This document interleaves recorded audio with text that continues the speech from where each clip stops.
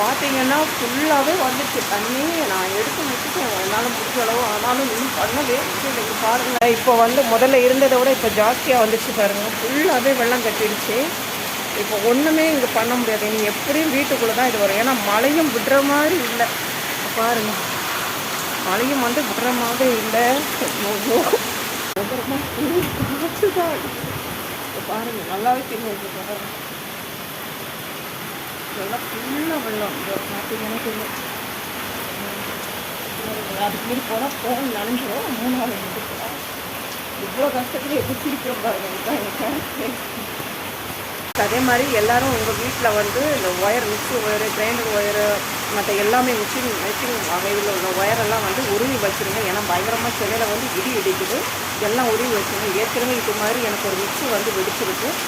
கண்டிப்பாக என்னோடய சேனலை லைக் பண்ணி ஷேர் பண்ணுங்க.